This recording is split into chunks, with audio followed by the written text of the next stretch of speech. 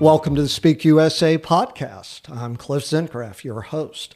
Let's learn about our democracy, what we can do to act to protect it and to make it stronger. Let's do that. I want to welcome two guests to the show. Alan Montemayor, welcome. So glad that you're here. And Peter Bella. And why don't we just take a moment where we won't do a long introduction, but I'd like the two of you to introduce yourself. Tell our viewers who you are. Great. I'm Alan Montemayor. I'm chair of the Alamo group of the Sierra Club. We are a local group, but we're also a national group. We have we're the oldest and largest environmental group in the United States, about 3 million people nationwide, about 3,000 people locally. And we are lobbying and working towards sustainable energy and water in San Antonio. We're working with City of San Antonio, SAWS, CPS Energy, and many other entities. Really happy you're here. Thank you for being here. And Peter, if you would, tell us who you are. Thanks so much. Also born in San Antonio, and I've been very active. And part of the reason I'm so glad to be with you today is because I've been very active in 5051, and people who have been to Travis Park or Main Plaza who know our rallies know that side of what activism is. But the other side of activism, efforts in events like Sunday, fill in an entire different niche that is very crucial for, as you say, both moving democracy forward and getting clean energy into our system. So let me ask you two questions. First of all, 5051, give us the one, we're going to talk more later, but give us the one sentence summary of who 5051 is. 5051 is an exciting, very new organization that started with a No Kings event. There were several precursors, but the No Kings event in June was 10,000 people in the street in San Antonio. I think that's probably the best outline of what 5051 is here. Yeah, that's one great sentence, and that was an amazing event. You just kept thinking that the crowd was all there, and it just kept growing and growing. And spell Sunday for us.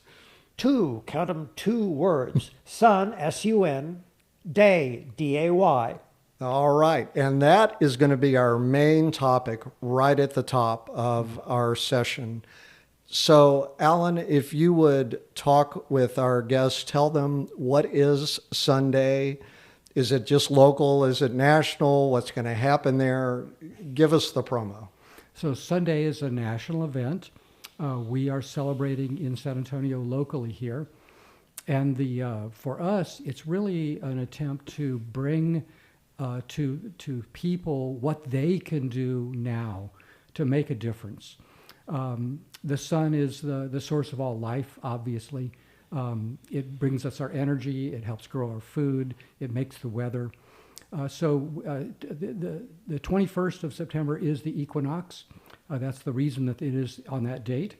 We will be celebrating locally with demonstrations of solar cooking, solar panels, solar energy systems, speakers on solar policy in San Antonio.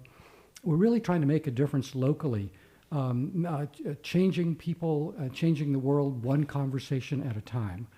And that's, I think, the gist of what Sunday is all about. I'm going to jump the gun on the science piece for a minute, but Okay. You triggered it. Equinox. Yes. What's that? I don't have a good explanation. It's There is a point during which the sun crosses from its winter low point to its summer high point, and essentially that's what the equinox is. That's what equinox is. So I owe you an apology. That's okay. That's all right. Hey, we're here to learn, right? Didn't I use that word before? We're here to learn. So I should know that. well, okay. Well, you can thank me now for the rest of your life for teaching that very publicly. Sorry about that. All right. So what the event? What's name one thing, if you would, Peter? What's one thing that's going to happen at the event?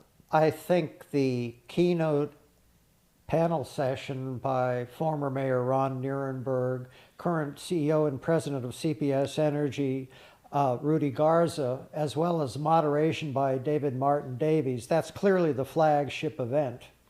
Yeah, Yeah, and Mayor Ron being there, that is wonderful. He was such a supporter of renewables and, all of the things that go along with having an environment that is conducive. The city you deserve, kind of thinking back to one of his campaign themes. And I would throw in also that the environmentalists in the band will very much appreciate that he, on the first week of taking office over 8 years ago, took before council a measure to, for San Antonio's sake, support the Paris Agreement, which is the most important agreement there could be for climate. One of my lifetime favorite pictures is I went to that signing and I got a picture with him, with the agreement being signed. Wow. And I'll tell you, I should have thought about this earlier when we were talking beforehand. So I did an event with Mayor Ron and with Rudy Garza. They took an hour out of their time to listen to a team from the SA Smart Mayor's Challenge talk about the low flow water device that they had created, and then formed a partnership with the food bank so that when people came to pick up their food at the food bank, they gave them one of these low flow water devices to help reduce their water bill. That's wonderful. And the mayor took an hour. I mean, he's a busy guy, right? Rudy Garza's not exactly bored, right? Oh, yeah. And they took an hour out of their time in order to hear that. And they're doing that again for us on Sunday, right? They're taking an hour of their time. Of course, Mr. Nirenberg isn't so pressed for time as he used to be. Slightly less, yes. But his knowledge from 8 years of being on the CPS Energy board, of the intricate workings, That's right. and of course Rudy, they're a terrific team. That's right. So what other things do we want our listeners to know about Sunday? There's a lot of synergies associated with everything that we're going to be doing on the day. We're going to be displaying electric vehicles out there for people to get a sense of, does this make sense for me? There's a lot of synergies between solar power, electric vehicles, food production, a wide range of things that we're going to be talking about. We want people to feel empowered to be able to move forward in their lives in ways that are going to improve things. And we think that Sunday is a great venue to start that process. So we talked about that right before we went live, that your goal here is really to help people take local action to take more advantage of solar energy locally. And so in what ways will they be helped? Well, unfortunately, at the national level, we are not getting support for solar energy. In fact, we're getting just the opposite. The Texas legislature, we do live in a petro state. That's the reality. So we're not going to get the level of support that we might get in someplace like California from either federal or state. But we can act locally and we can make a difference. And we can influence the city council. We can influence SAWS and CPS Energy to move forward in ways that are going to be sustainable and that are going to benefit the world. And that's what we're after on Sunday. What about, so if I'm a homeowner and I don't have solar today, is this something that I would want to attend? Is this an event I'd like to go to? Yes, because we will have people like Alan who has solar on his house. And in fact, we'll have a fellow who has a 42 panel set on his house. I'll have a video of his installment. The point being that these are people who themselves have put these installments on their own homes. So they're the perfect people to lead this by example. And I'll also say that there are local initiatives that we're sort of gently pushing CPS Energy in the proper direction of. For example, there is right now on CPS Energy's website a form that anybody can go online and fill out that simply says, I support community solar. I support CPS in their funding to help put solar panels in an open place and the entire community can benefit. There are other examples of programs like that that we will be supporting, that we will actively support. Do you know how many communities around the nation are going to be participating in Sunday? We didn't talk about that at all. I think it's in the hundreds to my knowledge. It's a lot, right? So if you participate in this event, you will be part of something that is Absolutely. happening nationally, which reminds me of the protests, the 50-51 led by multiple organizations sometimes. Well, the Sierra Club motto has always been think globally, act locally. And this is really an element within the act locally, where we can bring people together. We can have those kinds of conversations, answer the questions that people have that might be keeping them from moving forward with some element. And it's exciting. It's really exciting to see and hear the conversations that we're going to be having. You know, one of the things that I've learned through my career, whenever you're dealing with a new technology, there are often benefits that are not immediately apparent, immediately obvious. You were talking about one earlier. Oh, yeah. Related to your car. And I love that. Why don't you share that? So the talk that I'll be giving is how do you make solar work for you, for your home? And a lot of people, when they think about putting solar, it's a big initial investment, and they think about the return on investment. And if CPS Energy's energy cost is so inexpensive, it's hard to talk about a reasonable return on investment just from avoiding buying CPS Energy. But we have 2 electric vehicles. I have to back up one step. The first thing we did when we thought about going with solar is we made our house as efficient as possible. We did insulation, we did weather stripping, we did appliances, light bulbs, fans. So we got our bills down to about $60 per month during the summer, which is phenomenal, okay? And then we only put on the amount of solar panels. Can I stop you just for You a minute? bet. I I'm want sorry. everyone out there to think about having a $60 a month bill. Just stop and do a little math real quick and add it up. Okay, I'm sorry. No, that's cool. Back to you. So we only put on the amount of solar panels that would just cover our needs, including the 2 electric vehicles that we have, charging those. And it turns out that the return on investment for our system is about 5 years, but based mostly on the cost of avoiding gasoline for the electric vehicles. So in the course of 6 years of having the panels on, we've produced about as much energy as we has consumed from CPS Energy, including powering those 2 electric vehicles for free. So that's how we made solar work for us for our home. I will tell you, I find it very inspirational to think about the idea that the sun has powered my car, right? Oh, yeah. The sun is, you've tossed gasoline to the side and, basically the sun that's hitting your roof is now powering your vehicle. That is so cool. So we are some of the most advantaged in that way. In other words, a lot of folks don't have the ability to make that initial investment, which goes back to why community solar is so important. It's the idea of, in a sense, with CPS help, pooling your resources so you can make those same benefits. And we've been seeing headlines lately about the great resale market there is for used electric vehicles. So the concept that it's only the folks who have, for example, the tax incentives through IRS at the end of the year from purchases, a lot of folks don't have that benefit. But that's why I'm so interested in making sure that we maximize all the advantages that everybody can take advantage of, be it used electric vehicles that are terrific vehicles, terrific automobiles, as well as opportunities like community solar to really spread the wealth. Yeah, I love that. We were talking about a topic earlier, and I just realized this is connection. By the way, we're a real informal group, so I can get away with what I'm about to do.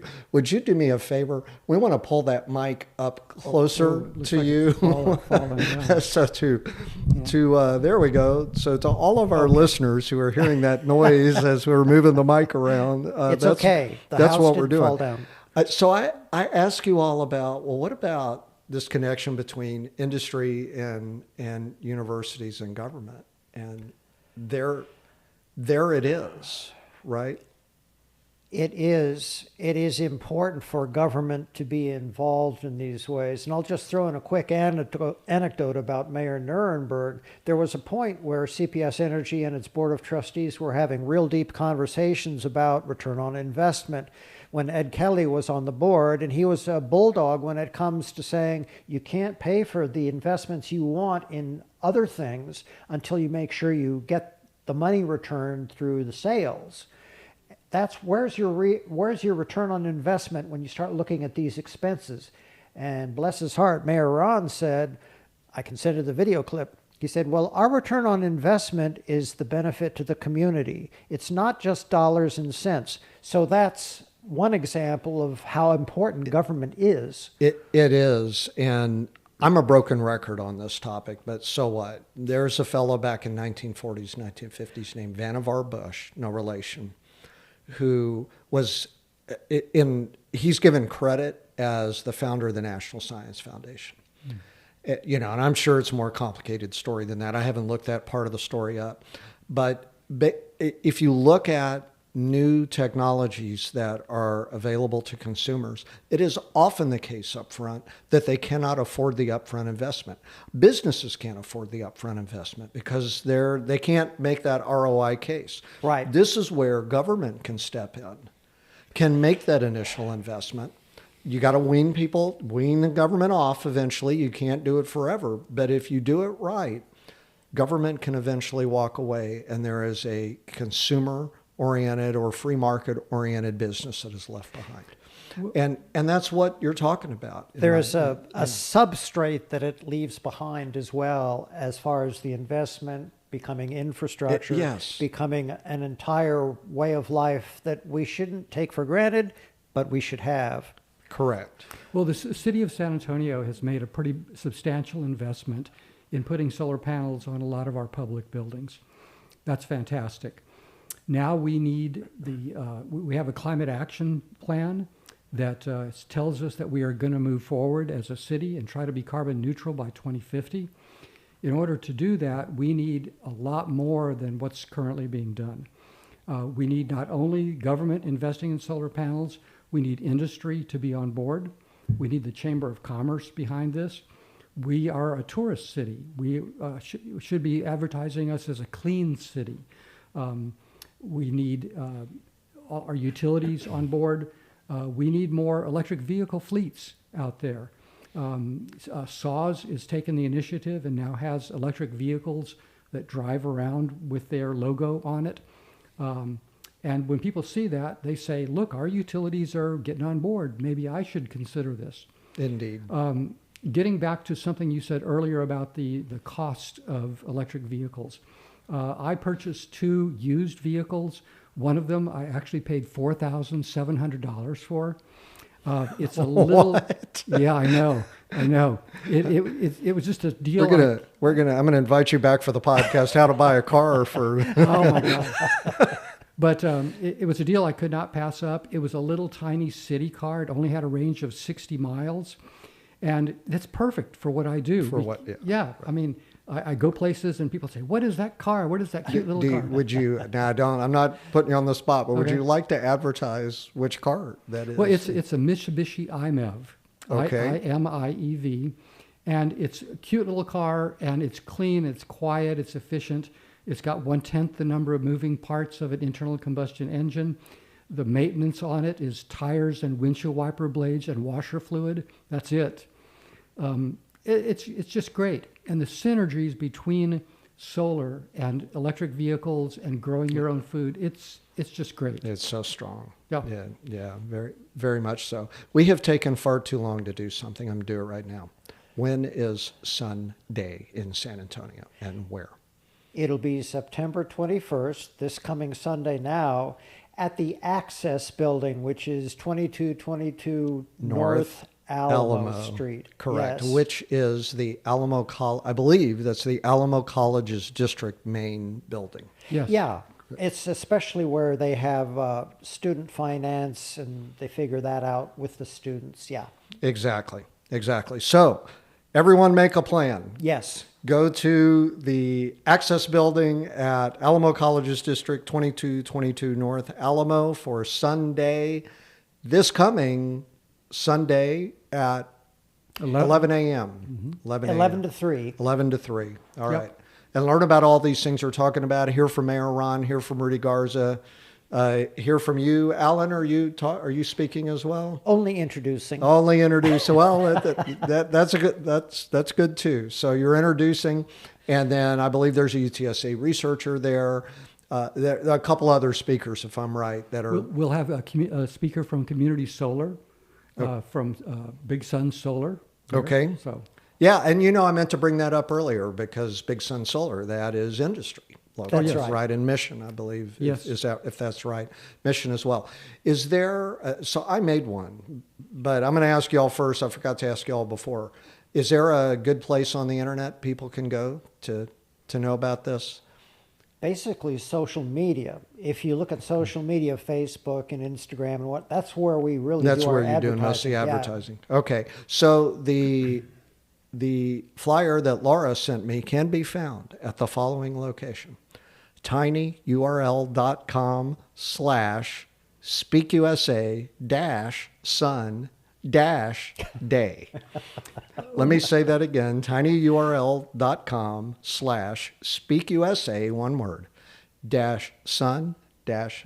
We'll take you to a flyer about this event. we also have it splashed all over the Sierra Club page. So if you search for the Alamo group of the Sierra Club, it'll pop up and be front and center. Yeah, that's much better idea, by the way. Everybody. You don't have to remember that supposedly, allegedly short, tiny URL that I just shared with you, but promise you it's better than the link that I received by a long shot. So anyway, all right. Is there anything else about the event in itself that we want to talk about before we cover a few other topics?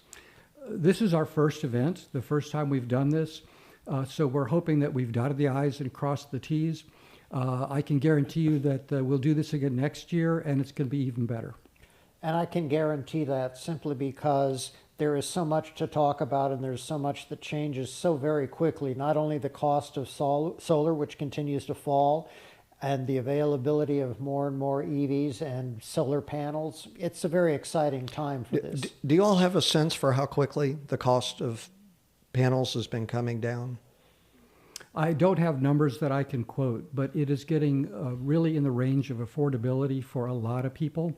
And there's something called balcony solar or plug-and-play solar that is a very simple solar panel and inverter unit that you can plug directly into a 120-volt AC outlet. It is now legal in Utah and all throughout Europe. That's coming. Whether or not we can get the Texas legislature to approve that, we'll see. But that would put it into the range of availability for everyone. I will predict that will happen sometime. Oh, yes. And we You should notice make I it- did not define sometime. But yeah, I predict that will happen. There's another element of this that I think our listeners might want to be aware of, and that is that the cost of generating electricity it's come way down in relationship to all the different mixes out there, whether it's coal or natural gas, solar, wind. The renewables are just way low in comparison to all those other sources. There's no economic argument to say we should be doing fossil fuel whatsoever anywhere in the world anymore. Yep. Sorry, Texas. And the battery technology, the grid scale battery storage, is now down to the point where it's going to be very cost effective for our utilities to adopt. Well, we don't exactly have a bad place to be doing solar. We don't exactly have a bad place to be doing If they wind. can do it in Germany, I mean, who's driven to Corpus Christi from San Antonio lately, right? And just the wind turbines constantly on the way down. So, all right, let's talk a little bit. I'm a little bit of a tech guy. We got to talk about the science a little bit of solar before we're done. There's this cool number that we were talking about a minute ago about how much power, how much energy hits the ground from the sun. What's that number? 1,000 watts per square meter. Yep. And that's about the equivalent of a hair dryer, 1,000 watts. And if you think about that hitting you can sense that when you go out on a hot day. It's hitting your skin and you can feel it. Right. But if we can convert, the current solar panels are about 22 to 23% efficient, and that's improving slowly as we get better technology. But, and of course the cost is coming way down. But if we can convert that energy into usable energy and offset our carbon emissions and offset our other emissions, it's a wonderful thing. It's really a good feeling to come home and to a house that's relatively cool and know that the sun is doing that for you. Yeah, indeed. I think about that a lot with I have an EV with my electric vehicle that, I'm not putting emissions out. Yep. When I'm driving where I'm going, driving Thank back. you. It's just, I'm not. And yeah, well, thank you all too for the work you're doing, not just personally, but you're encouraging this with so many people. So 1,000 watts per meter squared. Yep. I'm going to show off a little bit because I had to do a project once and learn that watts means joules per second. So that's 1,000 joules. So that's a rate. Watts is a rate of energy, not an amount. So 1,000 watts per second. And that explains the whole kilowatt hours thing, right? Why, how much energy you generate is take however much is coming in watts and multiply it by an hour or an amount of time. And then I think we talked about the fact that 1 acre of solar panels equals how many homes? Do you remember? No. Like it was not per 50 se. or 50 or something like that? 50 to 100, something like Yeah, that. yeah, like 50. So imagine, for example, I drive 151 many days home from work. And so I drive by the Southwest Research Institute field of panels, I guess. I'm sure it's got a better name, but the field of panels right there. And that could power 100 homes easily. A lot more than that, actually. Actually, Southwest Research did the first demonstration of grid-scale battery storage at that same facility. Like ever? In San Antonio. In San Antonio, Yeah. okay. Yeah, they were okay. feeding information directly to CPS Energy. Yeah, boy, I thought we were going to have No. another San Antonio. I know several San Antonio tech stories. So. Very good. Yeah, that's awesome. All right, so let's just talk at a general level just for a moment. We already kind of touched on the industry, university, government issue.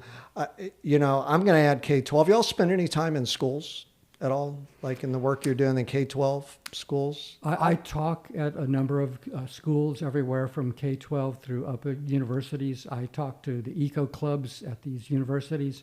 It's fantastic. There's so much energy and so much curiosity in these groups, and just to be able to see the little lights going off in their eyes is magic. What do you tell them? I say that there's hope for the future. I say that we can have a cleaner future with solar, wind, and battery technology, electric vehicles. We can live lighter on the earth. We can minimize plastic pollution. We can do a lot of things. We can each vote with our pocketbook. The choices that we make on a daily basis are so critical to moving forward with the world. We can vote with our vote. I forgot who said the only thing that's necessary for evil to prevail is for good men to do nothing. And that's what we need to be doing right now, is we each need to be working and moving and having the conversations and making those decisions in our daily lives that are going to make a positive difference. Albert Einstein said, those who have the privilege to know have the responsibility to act. And that is all our responsibility in all of these matters. We each need to, the most important act is voting. We each need to get out there and vote our conscience, vote where we want the world to go. There's a lot of us that didn't vote in the recent elections. We need those people, we need those voices. So. If I'd have known you were going to say that, I would have worn my vote t-shirt. Thank you for that. And Sure. I would add that while I do speak at high school groups about pollution, basically, because that's my background, but I think the most important lecture discussion I was a part of was about a month ago. I was invited by the Medina Democrats to come out to Castroville and speak to that group. And what it ended up being was the county emergency management system, the mayor of the city of Castroville, one of the Medina County commissioners, and a group of other elected officials. And I gave them a straight up climate change talk. And it was a challenge, of course, because this is rural western Texas. But because I have a background working for governments, with governments, at the Alamo Area Council of Governments, where I worked for 16 years, I could really get on their wavelength, and I understood them very well. But I was able to connect the Winter Storm Uri and the near failure of the grid, the horrendous temperatures that we had in 2023, 75 days at or above 100 degrees in San Antonio, and then the Kerrville floods. And I strung those together like pearls on a necklace. And I said, this is climate change. And I ended with, there was a recent editorial in the San Antonio Express News basically saying that during this first extra legislative session, that the legislature would be dealing with climate change when what they were addressing were the Kerrville floods. If you're talking about extreme weather, you're talking about climate change. So one of the reasons it was one of my favorite lectures was because I felt I really truly connected with them and brought climate change that much closer to them and to the communities which they serve so well. And I'm grateful to them for their service and for listening to that message. And those children we're talking to, no one is going to be more affected by what's going on with our climate than those kids. And it's just really, it's really heartening to me to know that you're out there sharing that message. Some of the people that we really need to be speaking to are people like the Chamber of Commerce that have such an interest in making sure that things go smoothly, because climate change is not going to allow things to go smoothly. And we're going to see increasing days over 100. We're going to see increasing insurance rates for many different things. We really need the Chamber of Commerce to understand that this is going to affect everyone, and we need everyone to be on board. So, you know, if there were a business person here and you ask them what they want, high taxes or low taxes, we all know what their answer would be, right? It would be low taxes.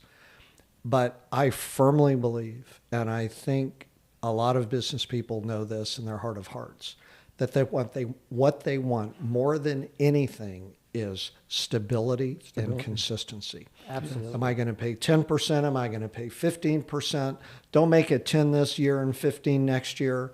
Just tell me what, and then they build it into their business models. Right. Mm-hmm. By the way, I say industry does, but nonprofits do the same thing, right? Nonprofits, Absolutely. The owners don't take the money home, but there's a business model there, and the nonprofits have to make that work. And I think that's another really important connection that we can make back to the politics of the day. And as we stand for wanting to improve quality of life for everybody that we're serving. All right, so this is about to be the wrap up here. Local action. That is your focus as you work with people in solar energy. Please give everybody who's listening one piece of advice, something that they can do no matter who they are or where they are, to promote solar or renewable energy in the place they live, wherever they happen to be. What's one thing?